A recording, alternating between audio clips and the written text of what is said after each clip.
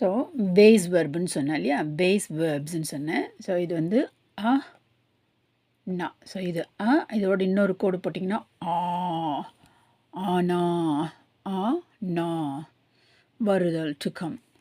இது ஜானா, ஆப்போசிட், எதிர் வருதலுக்கு போதல், வருதல் போதல். இது ஜா, ஜா, நா, நா, ஜானா. ஓகே. இப்போ நீங்கள் சும்மா சாதாரணமாக வந்து இங்கே வாங்க, இங்கே போங்க அப்படின்னு சொன்னீங்கன்னு சொன்னால் ஆயியே, ஜாயியே. ஏன்னா வந்து வாங்கன்னு சொல்கிறோம் இல்லையா. ஸோ வந்து ரெஸ்பெக்டுக்கு வந்து என்ன பண்ணணும்னா ஆயியே. ஸோ போட்டுக்கோங்க. இது வந்து நாவெல்லாம் எடுத்துகிட்டு இந்த 3வது எழுத்து இருக்கு இல்லையா, அதுக்கப்புறம் அந்த உயிரெழுத்து இருக்கு இல்லையா. இது நம்மளுக்கு தமிழ்லலாம் வந்து உயிரெழுத்தில் முடியவே முடியாது இல்லையா. உயிரெழுத்தில் துவங்கும்,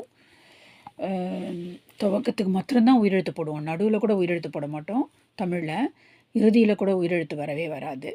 இறுதியில் உயிர்மெய் எழுத்து வரும் அல்லது மெய்யெழுத்து வரும். இதில் வந்து உங்களுக்கு உயிரெழுத்துலேயே முடியுது இல்லையா. ஸோ இந்த மாதிரி வித்தியாசங்கள்லாம் நீங்கள் பார்த்துக்கலாம். ஆயியே இல்லது வேறு மாதிரியும் எழுதலாம். இந்த யாப்பு இருக்கு இல்லையா, யா போட்டு அந்த மாதிரியும் எழுதலாம். ஸோ இப்படியும் எழுதலாம், ஆயியே அப்படியும் எழுதலாம். ஸோ நீங்கள் போக போக நிறைய படிச்சுக்கிட்டே இருந்தீங்கன்னா அதில் தெரியும்.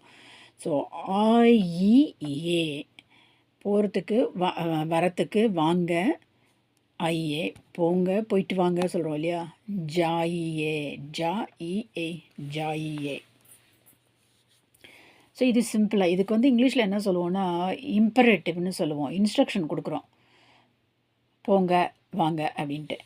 இப்போது இங்கிலீஷில் வந்து ஒரே ஒரு இதுதான் இருக்குது, யூனும் போது கோ, கம், அவ்வளோதான் இருக்குது.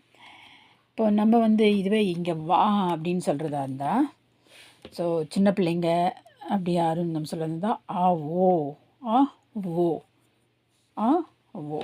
ஸோ பெரியவங்களாக இருந்தால் ஆயியே, சின்ன பிள்ளைங்க நம்ம ஃப்ரெண்ட்ஸ் அப்படின்னு தான் ஆவோ. அதே மாதிரி ஜாயியே, ஜாவோ. ஸோ இதை தெரிஞ்சுக்கிட்டிங்கன்னா ஈஸியாக வந்து நீங்கள் வந்து இன்ஸ்ட்ரக்ஷன், அதாவது சாதாரணமாக வந்து சுலபமாக பேச முடியும்.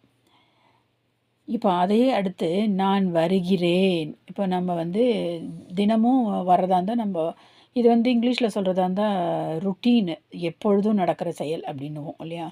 தற்போது மாத்திரம் நடந்துக்கிட்டு இருக்கிறது. இப்போ எப்பொழுதும் நடக்கிறது நான் வருகிறேன். காலையில் எழுந்து கொள்வேன், காலையில் 6 மணிக்கு எழுந்து கொள்வேன், காலையில் குளிப்பேன், 8 மணிக்கு குளிப்பேன். என்னவோ டைம் நீங்கள் தினமும் ரெகுலராக பண்ணுற ஆக்டிவிட்டீஸ்க்கு தான் வந்து ப்ரெசன்ட் டென்ஸ் யூஸ் பண்ணுவோம். அதுக்கு என்ன சொல்லுவோன்னா இங்கே இதுக்கு 2 மே ஆத்தா ஹூம், மே ஆத்தா ஹூம், மே ஆத்தா. ஸோ இந்த ஆனா வந்து எப்படி மாறிடுச்சு பாருங்கள். நம்மளுக்கு வந்து ஆத்தானா வந்து இந்த அப்பாவுடைய அம்மா, பாட்டி அம்மாவை ஆத்தா சொல்லுவோம் இல்லையா. அந்த மாதிரி இங்கே ஞாபகத்தை வச்சுக்கலாம், ஆத்தாகும். இதுவே வந்து ஒரு பேசுகிறது வந்து பாயாக இருந்தால் ஐ, மை, ஆத்தா. பேசுகிறது வந்து கேர்ளாக இருந்துச்சுன்னா ஆத்தி. ஸோ ஏற்கனவே சொன்னேன், ஆண்பால்ன்றது ஆல முடியும், பெண்பால்ன்றது ஈல முடியும். எல்லாத்துலேயும் விதிவிலக்குன்றது இருக்குது. அந்த விதிவிலக்கை வந்து நம்ம பார்ப்போம். ஸோ இதையும் ஏற்கனவே சொல்லியிருக்கேன், மை ஹூம் வரணும்னு சொல்லியிருக்கேன், மை ஹூம். ஸோ மை ஆத்தா ஹூம், மை ஆத்தி ஹூம்.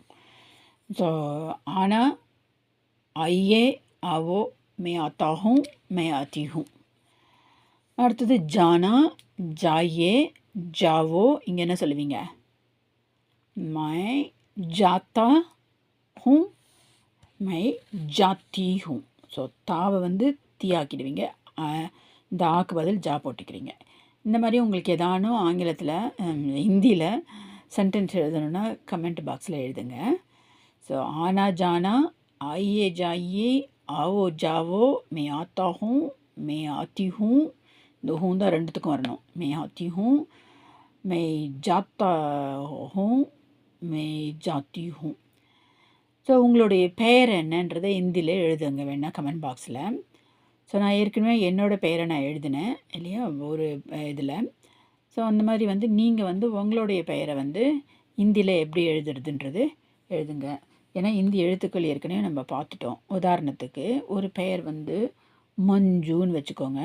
அப்போ அதை வந்து எப்படி எழுதுவீங்க, இது மா, இது இஞ்ச், இது ஜூ. இப்படியும் போடலாம், ஜூவும் போடலாம், ஜூவும் போடலாம். அது நம்மளுடைய பொறுத்தது.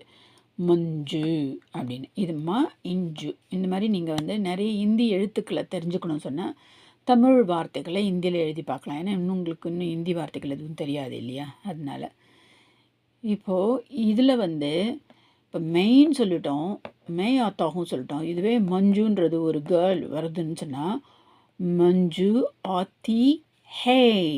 ஏன்னா ஷீ கம்ஸ்ன்னு சொல்கிறோம் இல்லையா? ஹே எனக்கு மாத்திரம்தான், நான்றதுக்கு மாத்திரம்தான் ஹோம் பண்ணணும். மஞ்சு ஆத்தி ஹே அப்படின்னு சொல்லணும். இதுவே அவங்க பெரியவங்களாக இருந்தால் மஞ்சு ஜி ஆத்தி ஹெய்ம், அங்கே கடைசியில் ஒரு ஹெய்மில் வந்து புள்ளி வைக்கணும். இப்போ உங்களுக்கு நல்லா விளங்கியிருக்குன்னு நினைக்கிறேன் சாதாரண சென்டென்சஸ்ஸு. அடுத்ததில் இன்னும் சில வேர்பு நம்ம வந்து சில வினைச்செயல்களை நம்ம பார்க்கலாம். பாய் எவ்ரிவான், நமஸ்தே. ஸோ நம்ம ஹாய்க்கும் பாய்க்கும் வாங்க, போயிட்டு வாங்க எல்லாத்துக்கும் சொல்கிறதுக்கு நமஸ்தே நமஸ்தே சொல்லலாம்.